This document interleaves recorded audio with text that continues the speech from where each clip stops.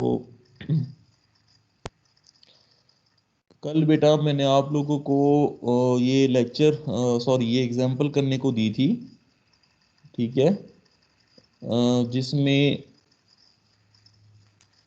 Amplitude modulation with career की कुछ plotting करनी थी। बस सिर्फ सिंपल प्लॉटिंग थी, अच्छा कोई सॉल्व नहीं करना था, कुछ भी नहीं करना था, बस ये लिखा था एग्जाम्पल में कि स्केच, देखें स्केच का वर्ड यूज किया गया ना, कि स्केच एम्पलीट्यूड मॉड्यूलेटेड, इससे मतलब ये एम से मतलब यही है कि विद कैरियर वाला, ठीक है, for modulation indexes of mu is equal to 5 and mu is equal to 1, ठीक है, when m of t is equal to this. और उस m ऑफ t में इन्होंने कॉस दिया हुआ है और उसकी एम्पलीट्यूड क्या दी हुई है, b दी हुई है। क्या दी हुई है भाई, b दी हुई है। तो इसमें सिर्फ स्केचिंग करनी थी, तो किसी ने ट्राई किया?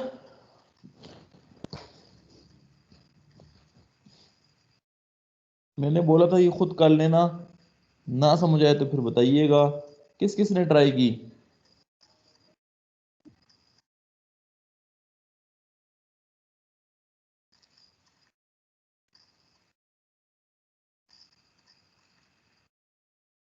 किस किस ने ट्राई की भाई?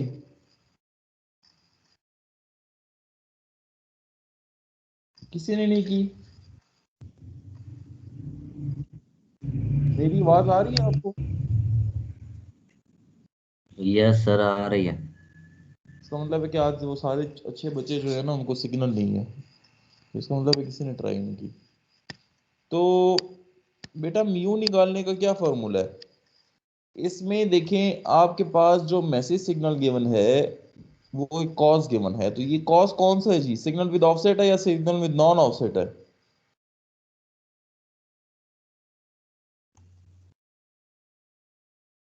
ये वाला कॉस कौन सा सिग्नल है, सिग्नल विद ऑफसेट और signal with non zero offset?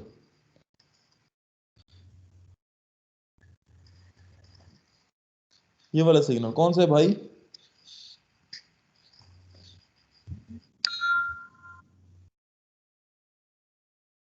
यार आज लगता है पूरी क्लास में कोई भी एक बच्चा नहीं है। तो मेरे भाई ये कॉस जो होता है सिग्नल विद जीरो ऑफसेट है, ठीक है।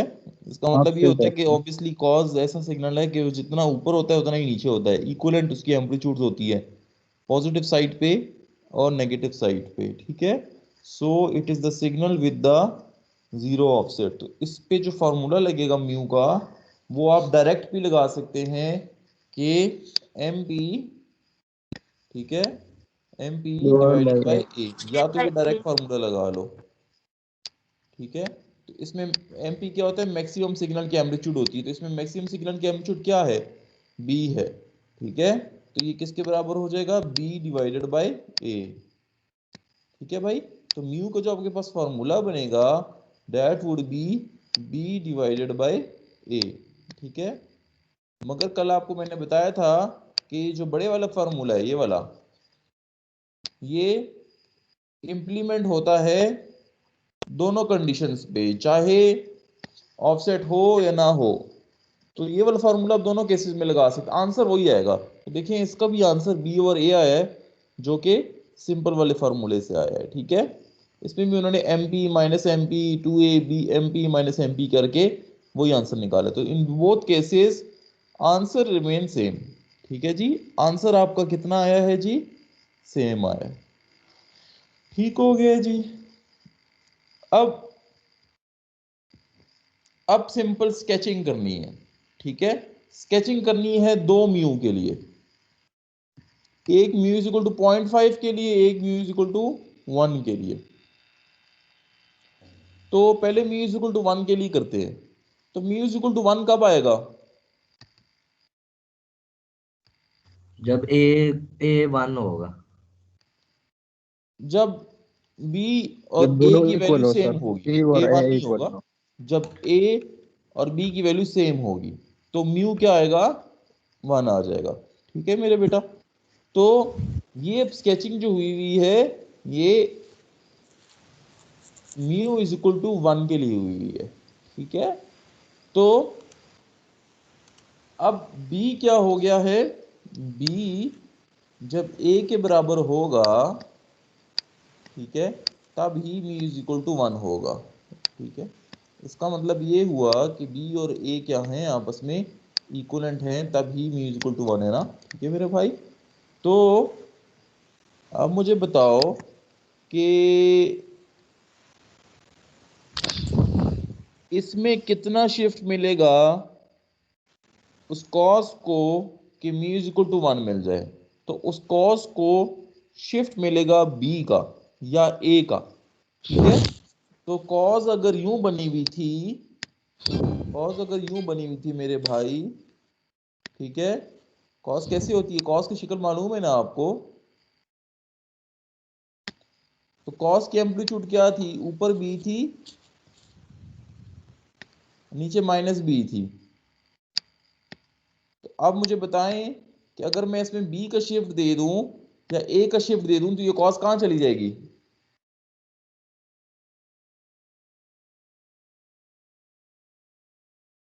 है, ये कहां चली जाएगी भाई। ये ए पॉजिटिव प्लस एम टी होता है ना साइड पे यार। इधर। पॉजिटिव साइड पे। यार कोई पढ़ा लिखा इंसान आ जाया है कि नहीं आया खुदा के बंदो।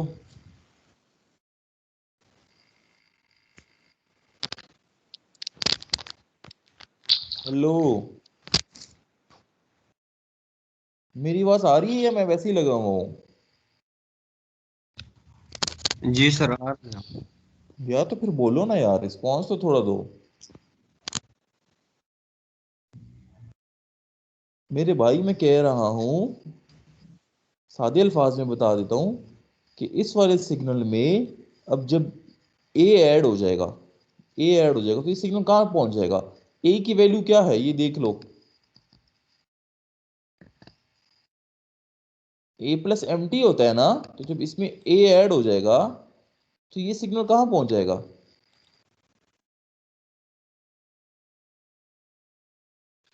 बी पर, ऊपर से स्टार्ट होगा। जी, बी पर चला जाएगा ना, ऊपर से स्टार्ट होगा। पहले अब ये 0 से स्टार्ट हो रहा था, तो अब वो बी पर और फिर माइनस बी से। तो ये देखें जब इसमें आप ए ऐड कर देंगे और ए की वैल्यू बी है तो ये सिग्नल ऊपर की तरफ शिफ्ट हो जाएगा। ऊपर कितना शिफ्ट हो जाएगा, ये बिल्कुल जीरो पे चला जाएगा, क्योंकि जब इतनी ही वैल्यू इसमें ऐड करोगे तो ये सिग्नल उतना ही शिफ्ट हो जाएगा ना, ठीक है। तो आपके पास इस तरह का सिग्नल मिल जाएगा मेरे भाई कि ये जो सिग्नल है आपका कॉस, ये बिल्कुल जीरो के ऊपर आ जाएगा, ठीक है, क्योंकि आपने इसमें क्या ऐड कर दिया है, आपने इसमें ए ऐड कर दिया है, ठीक है। तो ये देखें ना आपके पास जो म्यू इक्वल टू 1 के लिए, ये देखें आपका कॉस कहाँ चला गया, ए पॉइंट ऐड किया है तो ए की तरफ ऊपर चला गया, तो कॉस बिल्कुल ऊपर आ गया, ठीक है। और नीचे कॉस आ गया, दरमियान में देखें कॉस फंस गया। तो समझ आ गई इन्होंने प्लॉटिंग कैसे की है।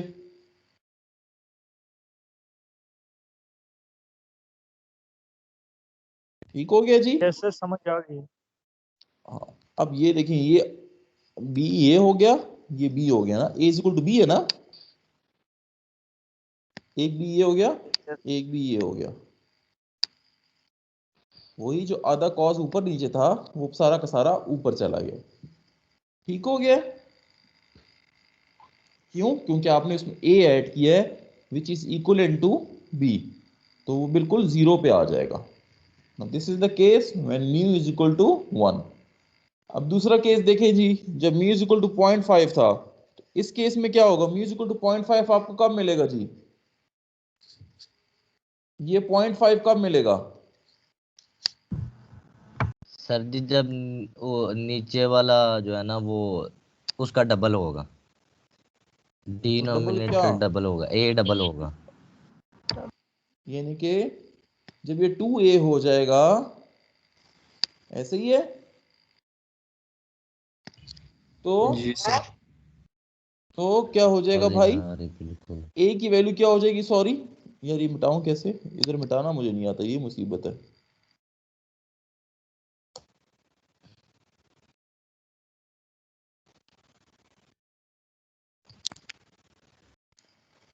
ए की वैल्यू क्या हो जाएगी, कोई बताएगा। 2। 2 हाफ हो जाएगी, ए हाफ हो जाएगा।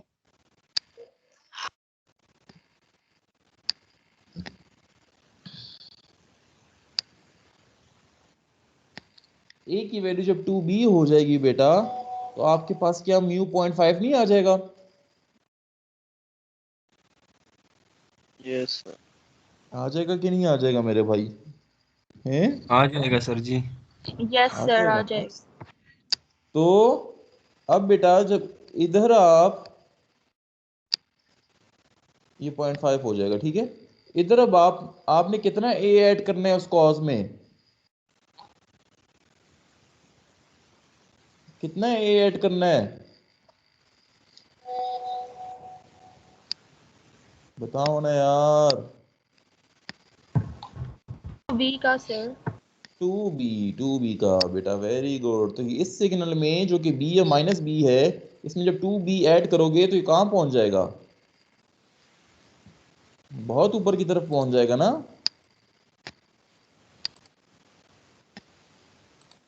इसकी अपर एम्पलीट्यूड कहां पे पहुंच जाएगी, चले बताएं। अपर एम्पलीट्यूड पहले ये बी 1.5 पे थी, इसमें 2b ऐड हो गया तो ये कहां पे पहुंच जाएगी? 3b। 3b पे। परफेक्ट, शाबाश। और नीचे वाली कहां पे चली जाएगी? -3b। हैं? कर अस्तगफिरुल्लाह। दे कोई पिज़्ज़ा ही खिला दे। नहीं यार किसी सुबह ख्याल नहीं सी लाने लाने वो तो मैं पै गया, वो तो पिज़्ज़ा तो पड़ गया। पिज़्ज़ा यार माइक ऑफ करवा दो ये। कैमरे में रिकॉर्डिंग हो रही है कि रात को फोन बजेगी। इमरान ये माइक ऑफ करा दो यार, जो भी है। ओके कर दी है सर ठीक जी। है सर। इस भाई ने लगता है क्लास शुगल के लिए ज्वाइन की हुई है। तो अब बेटा ये कुछ -3b कौन बोला था यार? ये -b है बेटा, ये -b है ना, इसकी एम्पलीट्यूड क्या है? -b। तो -b में जब आप 2b ऐड करोगे तो ये कहां पहुंच जाएगा? सिंपल मैथ्स है ना। -b + 2b कितना होता है बी भाई? पर। हैं? बी। b होता है ना, तो ये b पे पहुंच जाएगा ना मेरे भाई। ठीक है। तो इस तरह करके ये देखिए बेटा, यही हुआ है। ये देखिए, ये जो आपका सिग्नल है ना, ये जो बना हुआ है, ये वाला पॉइंट इसका 3b पे पहुंच जाएगा, और ये वाला पॉइंट इसका b पे पहुंच जाएगा। ठीक है। और दरमियान में उसी तरह करके कॉस फंस जाएगा। तो ये है amplitude modulated signal for the mu is equal to 0.5। तो आप देख रहे हैं कि जब म्यू की वैल्यू छोटी होती जा रही है तो एनवेलप उतने ही एक दूसरे से दूर होते जा रहे हैं, और जब म्यू की वैल्यू बड़ी होती जा रही है तो एनवेलप करीब आते जा रहे हैं, और जब म्यू की वैल्यू ग्रेटर देन 1 हो जाएगी तो ओवरलैप हो जाएंगे, फिर मामला खराब हो जाएगा। तो ये स्केचिंग करना आ गई है आपको बेटा? कोई इशू?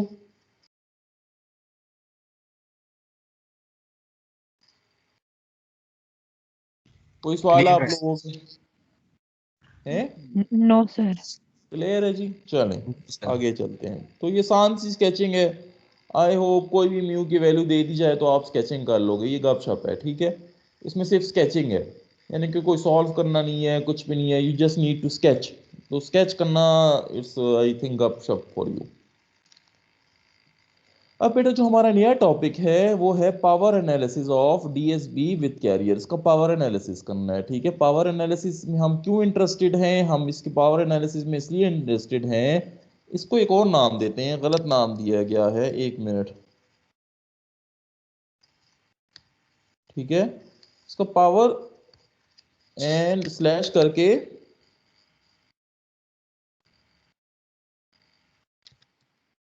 एफिशिएंसी कह देते हैं। ठीक है। एफिशिएंसी एनालिसिस, दोनों दोनों देखते हैं। ठीक है। तो बेटा अब हम एक्चुअली हमने क्या किया डीएसबी डब्ल्यू विद कैरियर में, कि हमने एक एक्स्ट्रा कॉज ऐड कर दी ना, ऐसे ही है। तो जब हमने एक एक्स्ट्रा कॉज ऐड कर दिया इस वाली एम्पलीट्यूड मॉड्यूलेटेड सिग्नल में, तो हमें अब एक्स्ट्रा पावर भी चाहिए होगी ना ट्रांसमीटर साइड पे, क्योंकि हम साथ में एक एक्स्ट्रा सिग्नल भेज रहे हैं, ऐसा ही है ना? ऐसा है कि नहीं है? Yes sir. Yes sir. तो बेटा अब हम देखते हैं, उसका एनालिसिस करते हैं कि जब हमने एक एक्स्ट्रा कैरियर ऐड कर दिया तो हमारा उस पे क्या फर्क पड़ा, उसकी एफिशिएंसी पे क्या फर्क पड़ा, उसकी पावर पे क्या फर्क पड़ा। ठीक है, तो ये काम जो हम कर रहे हैं सिर्फ उसकी पावर और एफिशिएंसी निकालने के लिए कर रहे हैं कि when we added the extra carrier तो इन दोनों चीज़ों पे क्या फर्क पड़ता है। ठीक है, तो ये देखें बेटा, ये पावर निकालने की और एफिशिएंसी निकालने की एक थोड़ी सी यहाँ पे काम हुआ है। तो आप ये देखें कि बेटा ये हो गया कैरियर, ये हो गया साइड बैंड्स। ठीक है, आपको पता है कि एम्पलीट्यूड मॉड्यूलेटेड सिग्नल की यही इक्वेशन होती है। अब मुझे बताओ, आप लोग मुझे बताओ, इस सिग्नल की पावर क्या होगी, यानी कि किसी भी कॉस की क्या पावर होती है, किसी भी कॉस सिग्नल की या किसी भी साइन सिग्नल की क्या पावर होती है, हैं? ये तो बेटा आप लोग बचपन से करते आ रहे हो ना,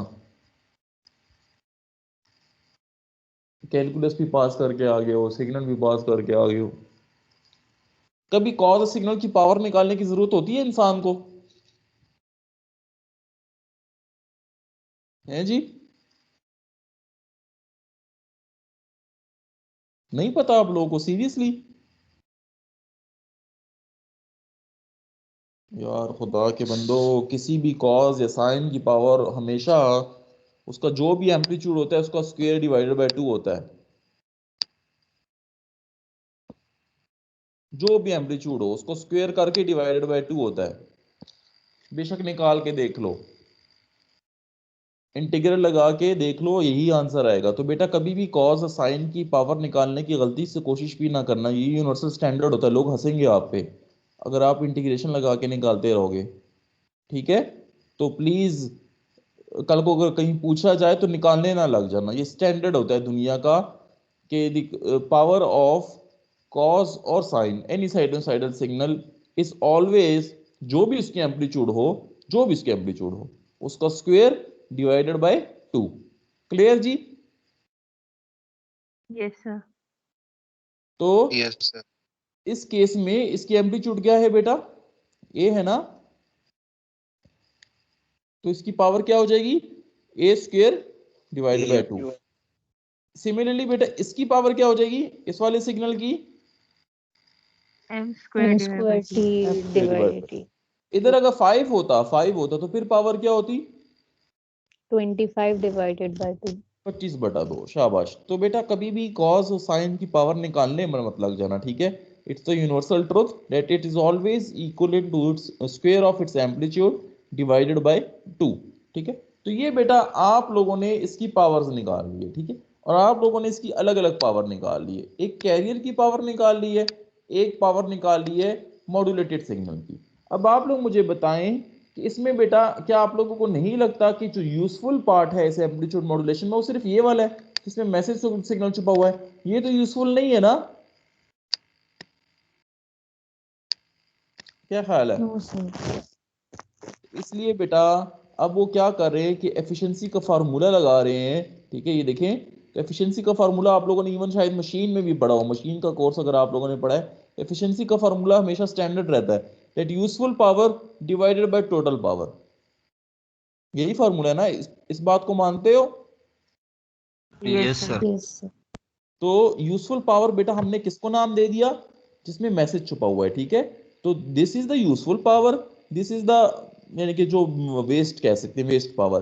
तो हमने useful power divided by total power efficiency निकाल दी, तो यूजफुल पावर को पीएस का नाम दे दिए, नीचे टोटल पावर कर दी है। ठीक है बेटा, तो जब हम इसमें वैल्यूज पुट करेंगे तो 2 2 कट जाएगा, पीछे ये रह जाएगा। क्लियर? Yes sir.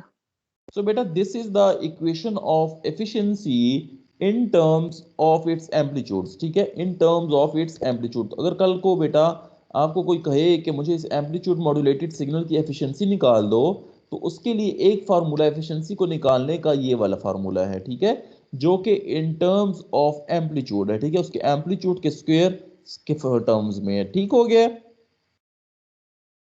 जी सर।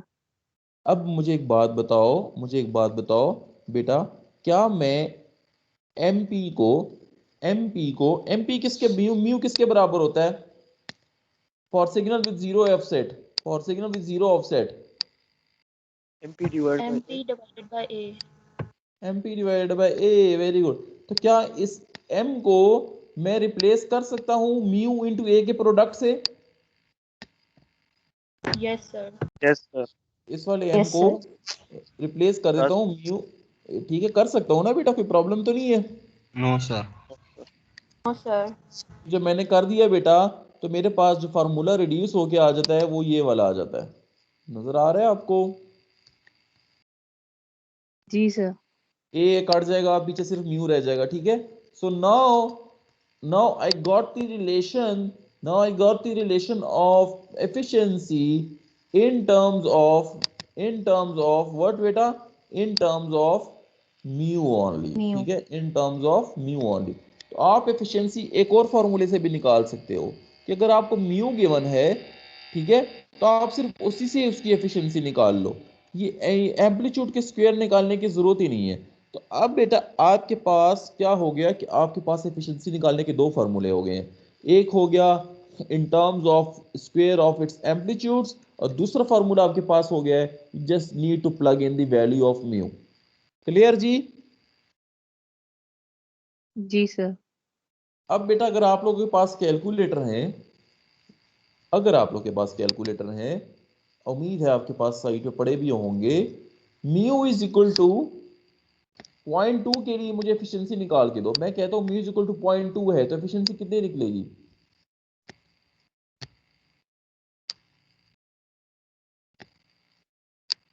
जल्दी बताएं, शाबाश।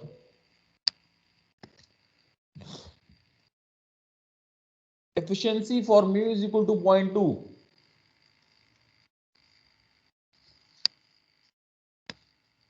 कितना निकला?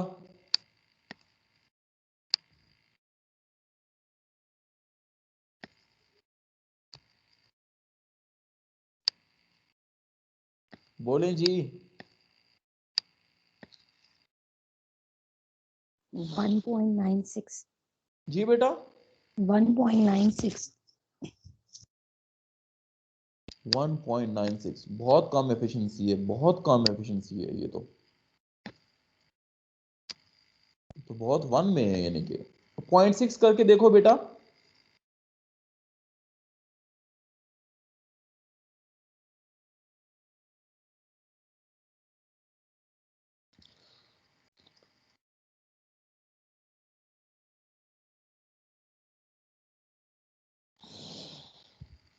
$15.25.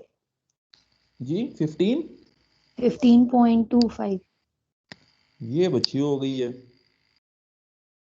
वो शायद मैं दोबारा करती हूँ. अच्छा, म्यू इज इक्वल टू 1 के लिए करके देखें बेटा।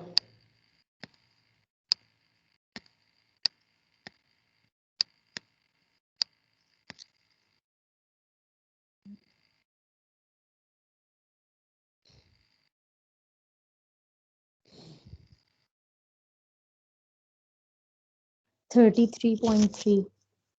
तो बेटा आप लोग देख रहे हैं कि क्या हो रहा है कि जैसे ही आप म्यू की वैल्यू बढ़ाते जा रहे हैं आपकी एफिशिएंसी बढ़ती जा रही है, ठीक है।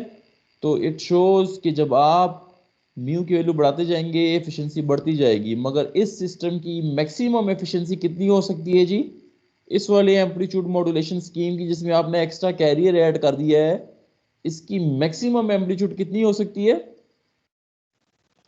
33.3। 33। तो आप लोग खुद देख सकते हैं कि ये सिस्टम अब इतना अच्छा एफिशिएंट नहीं रहा, इस यानी कि इसकी मैक्सिमम एफिशिएंसी सिर्फ 33% है। और इसकी एफिशिएंसी क्यों ख़राब हुई आप लोगों को पता है?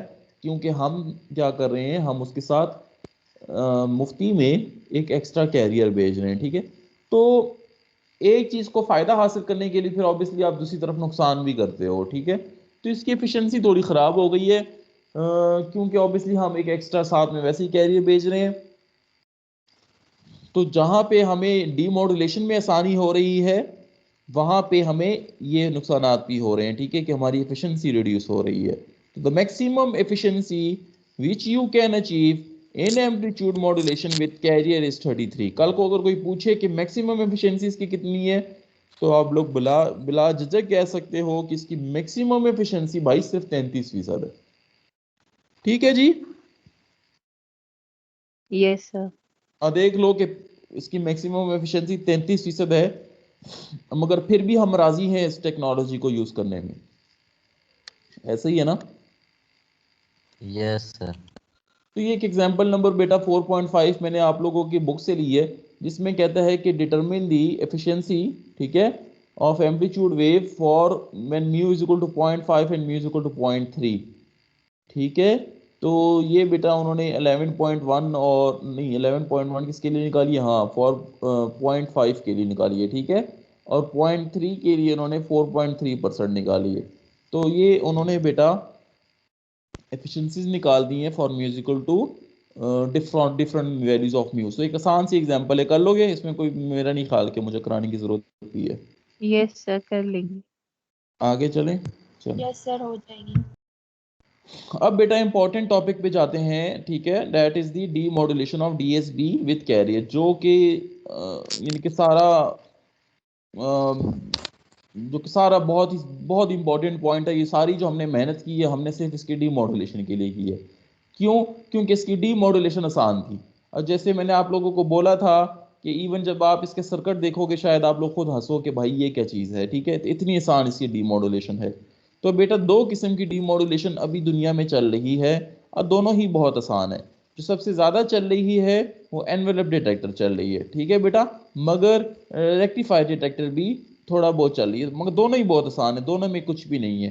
तो दोनों को बारी बारी करके देखते हैं कि इसकी डीमॉड्यूलेशन कैसे होती है डीएसबी विद कैरियर की। ये बेटा डी रेक्टिफायर, ये है रेक्टिफायर डिटेक्टर, ठीक है।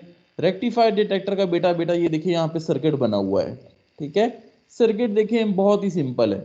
सर्किट स्टार्ट कैसे होता है, एक डायोड लगा हुआ है, एक रेजिस्टर लगी हुई है, आगे लो पास फिल्टर लगा हुआ है, एक कैपेसिटर लगा हुआ है और अगेन एक रेजिस्टर लगी हुई है।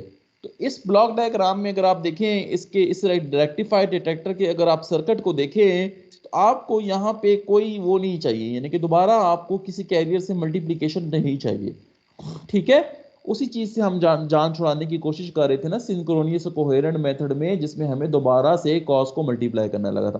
तो इसकी सर्किट में आप देख सकते हैं कि we don't need to multiply again with cos, with any cos. तो बेटा अब इस सर्किट की वर्किंग करके देखते हैं। इनपुट सिग्नल पे आया एक एम्पलीट्यूड मॉड्यूलेटेड सिग्नल, जिसकी इक्वेशन ये होती है, आप लोगों को अच्छी तरह से पता है। जब बेटा डायोड से कोई सिग्नल पास होता है तो डायोड का क्या बिहेवियर होता है, आप लोगों को पता है कि वो क्या करता है कि वो सिर्फ पॉजिटिव साइड अलाउ करता है, ऐसे ही है। Yes sir. तो बेटा जब ये वाला सिग्नल इस डायोड से गुजरेगा तो इसकी आउटपुट पे आपको क्या मिलेगा, सिर्फ पॉजिटिव साइड मिलेगी। एनी प्रॉब्लम जी? Clear? Yes sir clear.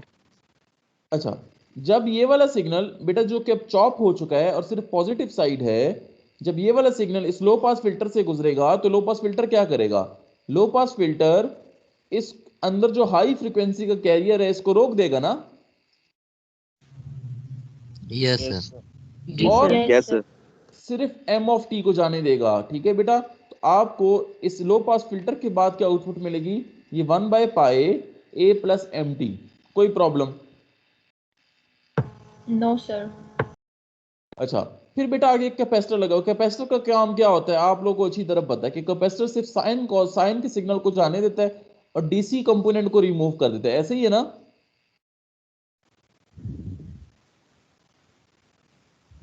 DC component को रिमूव कर देता है ना कैपेसिटर। डीसी को नहीं रिमूव करता, एसी को रिमूव करता। अस्तगफिरुल्लाह। सर कैपेसिटर का काम होता है ना कि स्मूथ करना होता है ना, इसने एसी को स्मूथ करता है सर, डीसी में। यार आप लोगों को कैपेसिटर का बिहेवियर भी नहीं पता। वो कह रहे कि सर वो एसी को रिमूव करता है। सर मैं कह रहा हूँ कि वो स्मूथ करता है एसी को। हम जितने ज्यादा कैपेसिटर लगेंगे हमारी वेव फॉर्म उतनी स्मूथ होती जाएगी। बेटा मैंने जो सवाल पूछा था उसका जवाब दो ना, आप कोई और जवाब क्यों देते हो? अच्छा अच्छा मैंने सर। स्मूथनेस का नहीं पूछा, मैंने पूछे, मैंने तो शायद ये वर्ड यूज भी नहीं किया। मैंने सवाल पूछा था कि भाई क्या कैपेसिटर डीसी कंपोनेंट को रिमूव करता है?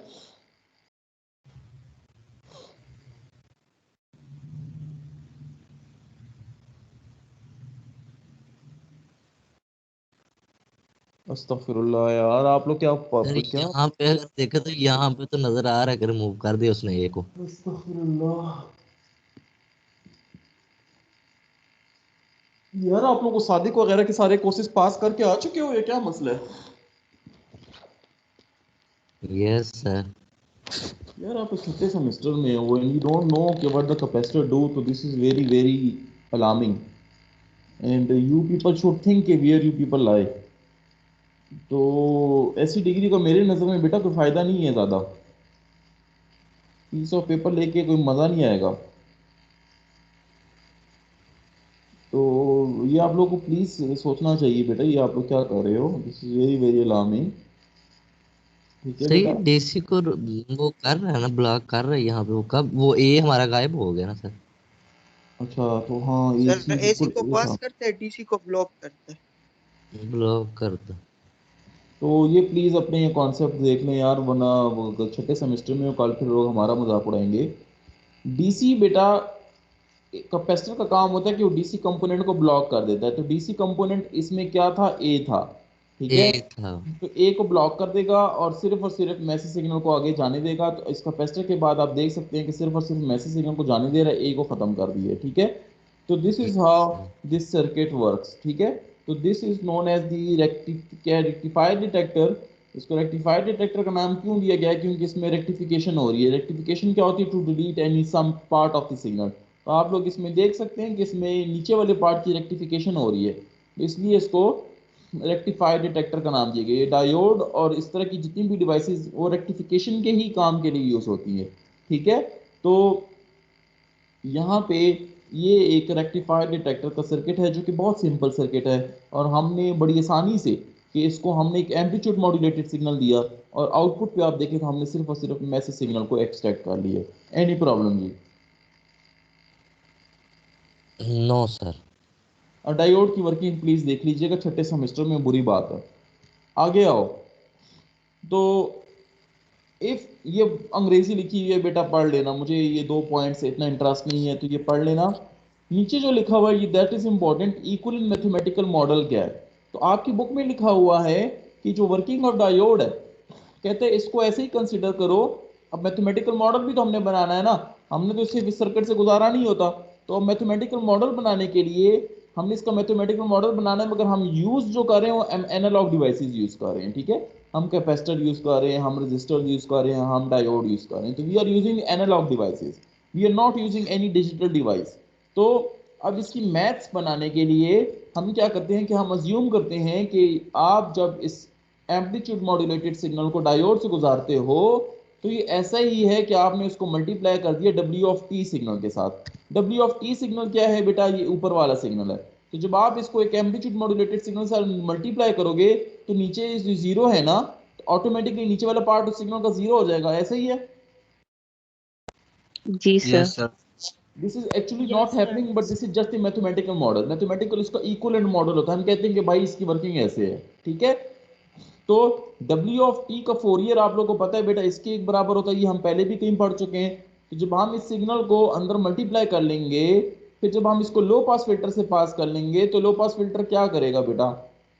हाई फ्रीक्वेंसी को रोक देगा और सिर्फ 1/पाई ए प्लस एम टी को जाने देगा, जो कि यहाँ पे भी आपको नजर आ रहा था। ये देखिए, ये 1/पाई ए प्लस एम टी। ठीक है, तो ये 1/पाई का जो वर्ड है ना, ये यहाँ से आता है। ठीक है, समझ आ गई आप लोग को? यहाँ से आता है। क्लियर हो गया? जी यस। सर। क्या यस सर। मुझे ये समझाने की जरूरत है कि ये पाई क्यों आ रहा है, या कर लोगे? सच्ची सच्ची बताओ, किसी ने अज्यूम कर लिया कि कैसे होगा?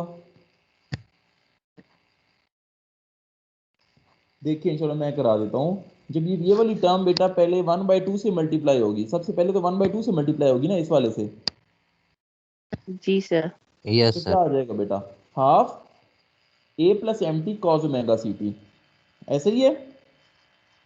यस जी सर। दूसरी बार फिर बेटा ये इससे मल्टीप्लाई होगा, जब इससे मल्टीप्लाई हो जाएगा तो आपको क्या मिल जाएगा बेटा, 2 और पाई a प्लस एम टी और कॉस का स्क्वायर हो जाएगा, ऐसे ही है। कॉस का स्क्वायर हो जाएगा ना, यस सर। तो ये यस तो सर। बेटा, यस सर कोच के तो कॉस के स्क्वायर पे जब आइडेंटिटी लगा दोगे तो क्या मिल जाएगा, तो 1 plus 1 cos plus omega cos 1 plus cos 2 omega c t divided by 2, t divided तो बाय 2 जी। कट जाएगा तो 1 ओवर पाई रह जाएगा, जी ऐसे सर। ही है। और a yes plus m t रह यस सर। जाएगी। क्लियर हो गया या नहीं? Yes sir. Yes sir. तो ये वहां से है बेटा, प्लीज ये खुद सॉल्व करके देख लेना, ठीक है, आइडेंटिटी लगा के सॉल्व करके देख लेना। तो कॉस वाली टर्म्स को लो पास फिल्टर रोक देगा और सिर्फ ए हा 1 over pi a plus m t आगे चली जाएगी। क्लियर जी? Yes sir. आई होप कि आप लोग को इतनी मैथ्स आती है, तो मैं इसमें नहीं जा रहा। अब बेटा नेक्स्ट जो एम्पलीट्यूड डीमॉड्यूलेशन का तरीका है, एम्पलीट्यूड मॉड्यूलेशन का, वो सबसे आसान मेथड, जो मैंने आप लोगों को बोला था कि जब आप लोग सर्किट देखेंगे तो आप लोग हंसेंगे, तो आई होप कि आप लोग हंस रहे होंगे कि सर्किट को देख लो भाई, इसमें क्या है। एक बेटा डायोड लगा हुआ है, ठीक है, आप लोग देख सकते हैं, एक कैपेसिटर लगा हुआ है, एक रजिस्टर लगी हुई है, तीन चीजें, सिर्फ और सिर्फ तीन चीजें। You can not even see the low pass filter जो कि अभी रेक्टिफाइड डिटेक्टर में यूज हुआ था। सिंपल सिंपल तीन चीजें, इन तीन चीजों से बेटा आप क्या कर सकते हो, आप लोग डीमॉड्यूलेशन कर सकते हो। इसका नाम एनवेलप डिटेक्टर है। इसका नाम एनवेलप डिटेक्टर इसलिए है क्योंकि हम जो सिग्नल का एनवेलप बन जाता है ना बेटा, ये ऊपर वाला, हम इसमें इस सर्किट के थ्रू इस एनवेलप को डिटेक्ट कर रहे होते हैं, सिर्फ और सिर्फ इस एनवेलप को पकड़ रहे होते हैं। तो जब हमने सिर्फ इस एनवेलप को पकड़ लिया तो एक्चुअली ये एनवेलप क्या होता है, मैसेज सिग्नल होता है, तो इसलिए हमें आउटपुट पे मैसेज सिग्नल मिल जाता है। ठीक हो गया। ये सिग्नल काम कैसे करता है बेटा, बहुत आसान। एम्पलीट्यूड मॉड्यूलेटेड सिग्नल इनपुट पे आएगा, तो जब पॉजिटिव पीक आएगी तो क्या हो जाएगा, डायोड कंडक्ट कर जाएगा। मानते हो वो डायोड की यस वर्किंग सर। आती है ना बेटा? यस सर यस सर, ये चलो पॉजिटिव शुक्र है। पीक को गुजरने तो फिर देगा, क्या नेगेटिव होगा को नहीं बेटा, गुजरने देगा। कैपेसिटर की चार्जिंग हो जाएगी व्हेन द पॉजिटिव पीक, ठीक है। जब नेगेटिव पीक आएगी तो ये डायोड ओपन हो जाएगा यस सर।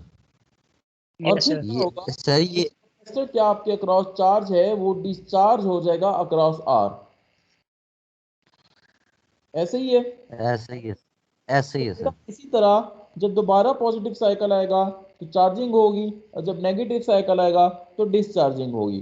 तो ये ड्रामा, ये बेटा ये साइकिल रिपीट करते जाएंगे इसी तरह की, कभी चार्जिंग कभी डिस्चार्जिंग, कभी चार्जिंग कभी डिस्चार्जिंग। तो ये बेटा एक्चुअली ये देखें ये हो क्या रहा है, ठीक है, ये हो रही है बेटा आपकी डिस्चार्जिंग। ये देखें जब नेगेटिव साइकिल आया, जब ये देख रहे हैं नीचे नेगेटिव साइकिल है, नेगेटिव साइकिल है डिस्चार्जिंग, देख रहे हो।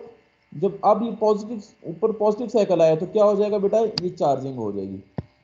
फिर नेगेटिव साइकिल आएगा डिस्चार्जिंग, फिर पॉजिटिव साइकिल आया चार्जिंग, फिर नेगेटिव साइकिल आया डिस्चार्जिंग, फिर पॉजिटिव साइकिल डिस्चार्जिंग, देख रहे हैं आप।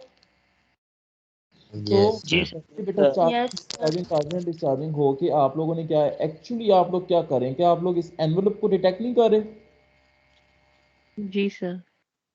तो बेटा this is envelope detector circuits work. इसमें बस एक चीज़ का ख्याल रखना होता है कि आपके आर सी की वैल्यूज बहुत ही ध्यान से चूज़ करनी है। फर्ज करो आपने आर सी की वैल्यू इतनी बड़ी चूज़ कर दी कि भाई डिस्चार्जिंग का टाइम उसका इतना बड़ा हो गया, इतना बड़ा हो गया, ये देखें, तो क्या आपको लगता है कि फिर आप एनवेलप को डिटेक्ट कर पाओगे? नहीं सर। इम्पॉसिबल, ठीक है। इस केस में बेटा कि चार्जिंग का डिस्चार्जिंग का टाउ क्या हो, टाइम पीरियड क्या हो, बेटा आपने उस केस में ये वाला फार्मूला फॉलो करना है। आर सी की वैल्यू आपने ऐसी चूज करनी है कि वो ओमेगा सी से कम हो मगर ग्रेटर हो किस चीज से, 2 पाई बी से। बी क्या चीज है, the bandwidth of message signal. Clear है जी? यस। चलो तो बेटा ये इसकी अंग्रेजी लिखी हुई है, अंग्रेजी पढ़ लोगे? Yes sir. Yes sir. जी सर। मुझे ये अंग्रेजियों से बेटा इतना मुझे पसंद नहीं है, ये जो स्लाइडों में अंग्रेजियाँ लिखी होती है ना, मुझे नहीं पसंद। आप लोग प्लीज़ माइंड ना करना, इसलिए मैं पढ़ता नहीं हूँ ये ज़्यादा, मुझे मुझे उलझन सी होती है। तो ये चीज़ें खुद रीड कर लिया करो बेटा, मुझे प्रॉब्लम होती है, आई डोंट नो, मैं आपकी सहूलत के लिए डाल देता हूँ मगर मैं पढ़ता नहीं हूँ। मेरा काम बस असल में यही है, जो मेरा काम समझाना है, ठीक है? मुझे बस मैथ्स की इक्वेशनें, डायग्राम में और ये चीज़ें पसंद है। अंग्रेजियाँ खुद पढ़ लो, ठीक है? पढ़ लोगे ना? जी जी सर। सर। Yes sir. अच्छी बात है बेटा।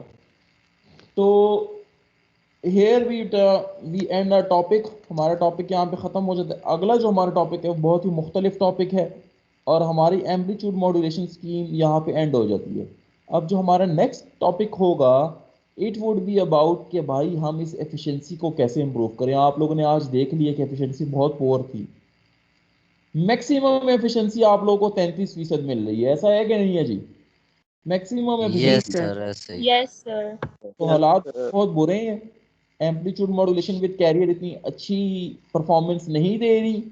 तो अब आगे हम ऐसे तरीके पढ़ेंगे बेटा कि हम इसकी एफिशिएंसी को इम्प्रूव करें, ठीक है? तो वो कौन से मेथड हैं, वो ऑब्वियसली टोटल डिफरेंट दुनिया है, इंशाल्लाह वो नेक्स्ट लेक्चर में करेंगे।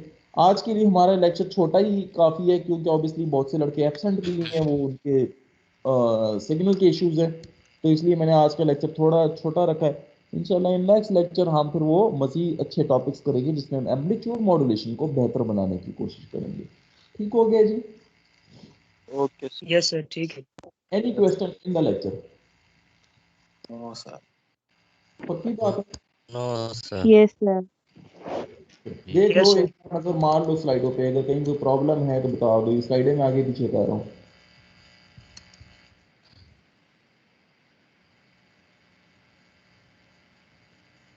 सारा क्लियर है? जी यस सर। सर। सर जज़ाकल्लाह। आपने ये मुलेम पर अपलोड कर दी ना? जी क्या हुआ? सर आपने ये स्लाइड्स अपलोड कर दी है? जी जी कर दी है। आप लोग को स्लाइड की क्यों जरूरत पड़ती है? वीडियो लेक्चर तो होता है आपके पास। सर सर सर रिवीजन के वीडियो लिए। वीडियो वीडियो में यही लेक्चर होता से है ना? देख लेते हैं ना। वीडियो में एक दफा सारा देख लेते हैं, लेकिन बाद में वो नोट्स बनाने से बेहतर होता है ना, वो हाँ स्लाइड्स हाँ पे जाते हैं हाँ, और हमें पता चल समझ जाता आ है कि आपने इस स्लाइड में क्या बोला था। ठीक है, समझ आ गई। हाँ वीडियो लेक्चर तो एक ही बार देखोगे, सही बात है, फिर बाद में फिर आपको स्लाइडों की जरूरत पड़ती है। ठीक है जी, यस कर दी सर। बेटा, मैंने कल वाली कर दी थी, ये वाली अभी कर देता हूँ, ठीक है जी? ठीक है सर, थैंक यू सर। जज़ाकल्लाह। सी यू।